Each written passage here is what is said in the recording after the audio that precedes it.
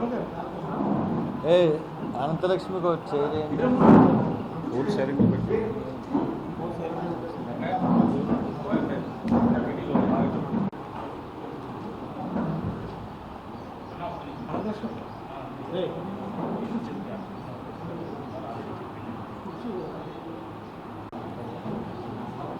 వర్గీకరణ తీర్పు ఇచ్చిన తర్వాత మాలలందరూ ముఖ్యంగా మాల సామాజిక వర్గం చెందిన వాళ్ళు కూడా చాలామంది రివ్యూ పిటిషన్స్ వేశారు. రివ్యూ పిటిషన్స్ వేసిన ఒక 4 రోజులకి సుప్రీంకోర్టు అన్నిటినీ కొట్టేసింది.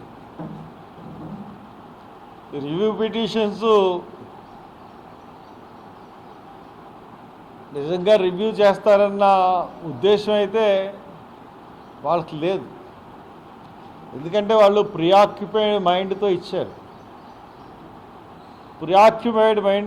కాబట్టి అక్కడ రాజ్యాంగ ఉల్లంఘన జరిగింది. సుప్రీంకోర్టు తీర్పులో 341 ఆర్టికల్ని సవరణ చేయకుండా ఎట్టి పరిస్థితుల్లోనూ వర్గీకరణ అనేది సాధ్యపడదు. దాని గురించి రివ్యూ చేసినప్పుడు సుప్రీంకోర్టు మరి అంత నిర్ద్వంద్వంగా తోసిపుచ్చిందంటే ఇప్పుడు సుప్రీంకోర్టు గొప్పదా, రాజ్యాంగం గొప్పదా అన్న ఒక అంశం తెర మీదకి వచ్చింది. ఎందువల్లంటే రాజ్యాంగాన్ని పార్లమెంటే సవరించగలదు, సుప్రీంకోర్టు కెనాట్. అంటే ఇప్పుడు బాధ్యత సుప్రీంకోర్టుది, ప్రైమ్ మినిస్టర్ది, అపోజిషన్ లీడర్ది.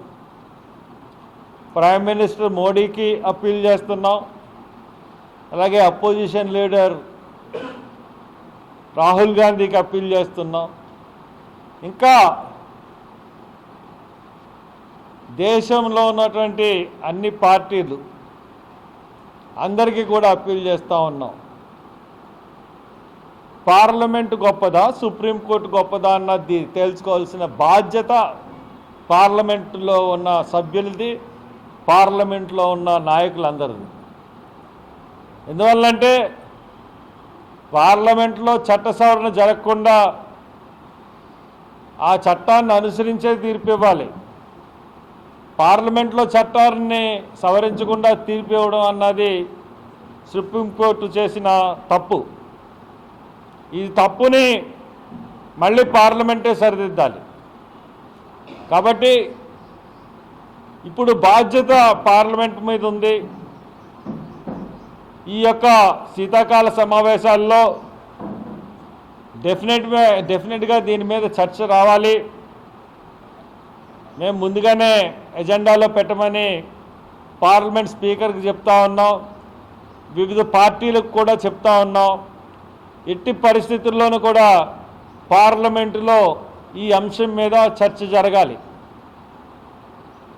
మీరు కానీ దీనికి పూనుకోకపోతే చలో పార్లమెంట్ అన్నది పిలుపు ఇవ్వడం జరుగుతూ ఉంది. అందరితో కూర్చుని ముందుగా చలో పార్లమెంటు అన్నది మేము పిలుపుని తప్పకుండా ఇస్తాం.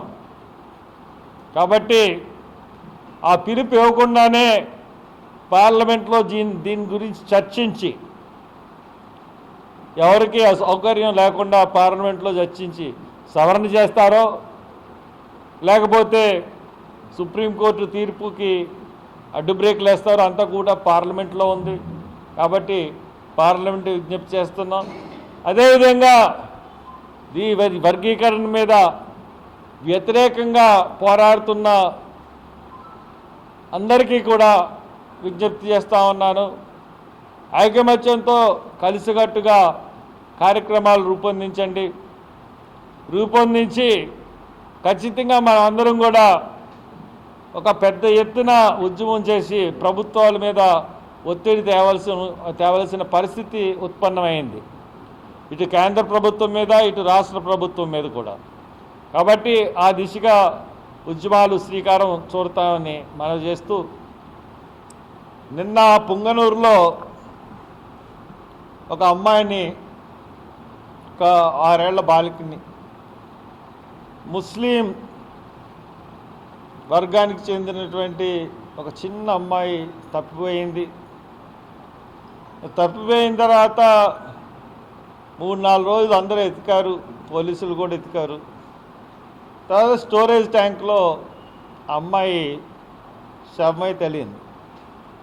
ఇది రాయలసీమ జిల్లాకు చెందిన ఒక సంఘటన.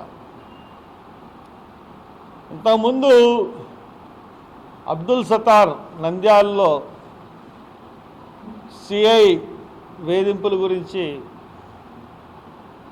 కుటుంబాన్ని అంతా బలి తీసుకున్నప్పుడు కానీ, ఇంతకుముందు పొద్దుటూరులో అక్బర్ బాషా కుటుంబంతో పురుగుల మందు తాగినప్పుడు కానీ మీడియాలో ప్రముఖంగా ప్రస్తావించారు.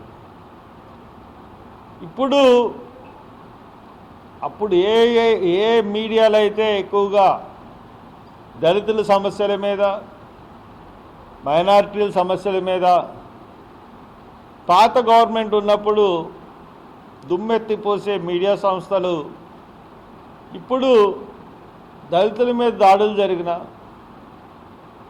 దళితుల కేసులు ఏమైపోతున్నా, మైనారిటీ మీద కేసులు, ఈ రకమైన కేసులు జరుగుతున్న ఆ మీడియా కొంచెం కూడా అస్సలు ఏమీ కూడా మాట్లాడటం లేదు. ఈ వార్తలు కూడా ప్రచారం చేయట్లేదు. చాలా దురదృష్టకరం. ఎందువల్లంటే మొన్న ఎలక్షన్స్లో అనంతపూర్ హిందూపూర్లో రాజ్ సంపత్ అనే యువ న్యాయవాది, కాంగ్రెస్ పార్టీకి సంబంధించిన న్యాయవాది, Congress party NSUA state coordinator, ఆ కుర్రాడు కేరళలో ఉంటే ఎలక్షన్ పని మీద పోలీసులే అతన్ని రప్పించి అతన్ని చంపేశారు. ఆ పక్క పీపీ అతను చంపితే ఇప్పటి వరకు, ఇది మేలో జరిగింది, మే 29న, జూన్లో ఎలక్షన్లు జరిగినాయి. ప్రధాన ముద్దా అయినటువంటి ఆ రెడ్డి, కృష్ణారెడ్డి ఈరోజు వరకు కూడా అరెస్ట్ అవ్వలేదు. యాంటిసిపేటరీ బెయిల్కి వెళ్తే నేను అక్కడ యాంటిసిపేటరీ బెయిల్ దగ్గర నేను లాయర్ని పెట్టి వాదనలు వినిపించాను. కానీ ఇప్పటి వరకు కూడా అరెస్ట్ అవ్వకపోవడాన్ని మరి పోలీసు శాఖ మరి అసమర్థతగా తీసుకోవాలా, మరి లేకపోతే ఎస్పీ అసమర్థతగా తీసుకోవాలా, లేకపోతే కావాలనే అతన్ని పట్టుకోకుండా చేస్తున్నారా?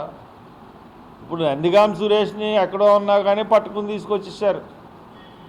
గనులు వెంకటరెడ్డిని ఎక్కడో ఉన్నా కానీ పట్టుకుని తీసుకొచ్చేసారు. అలాగే అతను ఎవరు, అలాగే తెలంగాణలో డాన్సర్ జానీని ఎక్కడున్నా కానీ పట్టుకుని తీసుకొచ్చేసారు. ఇలాగా జత్వానీ కేసులో కూడా తీసుకొచ్చేసారు. మరి ఎస్సీలకు సంబంధించిన కేసుల్లో ఒక దుర్మార్గుడిని, ఆ దుర్మార్గుడు మొదటి ముద్దాయి అయి ఉంటే ఆ ముద్దాయిని ఇప్పుడు దాకా ఎందుకు అరెస్ట్ చేయట్లేదు రాష్ట్ర ప్రభుత్వం? అది మీ హయాంలో జరిగిన హత్య కాదు, ఎలక్షన్ టైం రూలింగ్లో ఉన్నప్పుడు జరిగిన హత్య. పైగా అది బాలకృష్ణ కాన్స్టిట్యున్సీ హిందూపురం. అంటే అతనికి అసలు బాధ్యత అన్నది కూడా లేదు, కనీసం ఆ కుటుంబాన్ని కూడా పలకరించలేదు. మరి ఈ రకమైన ఇప్పుడు జూను, జూలై, ఆగస్టు, సెప్టెంబర్ 4 నెలల నుంచి ప్రధాన ముద్దాయిని అరెస్ట్ చేయలేదంటే ఏం చేయాలి? అలాగే ఇక్కడ ఈ ముస్లిం బాలిక మీద, పొంగనూరులో జరిగినటువంటి ముస్లిం బాలిక గురించి, మైనారిటీ బాలిక గురించి ఎందుకు మీ టీవీలో చూపించట్లేదు, చెప్పట్లేదు ఏమైంది. అసలు గవర్నమెంట్ మీద మీ మీడియాలు కొన్ని మీడియాలు అసలు ఎందుకు మీరు ఒత్తిడి తీసుకురావట్లేదు? అంటే ఈ గవర్నమెంట్లో అయితే తీసుకురారా? పాత గవర్నమెంట్లో అయితేనే దళితుల గురించి ముస్లిమ్స్ గురించి మీరు చెప్తారా? ఇప్పుడైతే చెప్పరా అని చెప్పి మేము మీడియా సంస్థలని ప్రశ్నిస్తూ ఉన్నాం. కొంతమందినే, అందరినీ కాదు, కొంతమంది మీడియా సంస్థలు వాళ్ళెవరో వాళ్ళకి తెలుసు కాబట్టి వాళ్ళని అడుగుతూ ఉన్నాం. కాబట్టి ముఖ్యంగా ఈ వర్గీకరణ విషయంలో మరి తప్పకుండా క్యూరేటివ్ పిటిషన్ అన్నది కూడా మేము వేస్తాం. నెక్స్ట్ ఆల్టర్నేటివ్ అదే.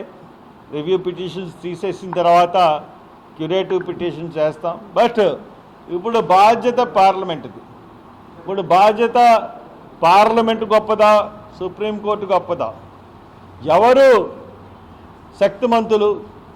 పార్లమెంటు చట్టాలని సుప్రీంకోర్టు దానికి అనుగుణంగా తీర్పు ఇవ్వాలా, లేదంటే సుప్రీంకోర్టు ఇచ్చిన తీర్పుల్ని ప్రభుత్వం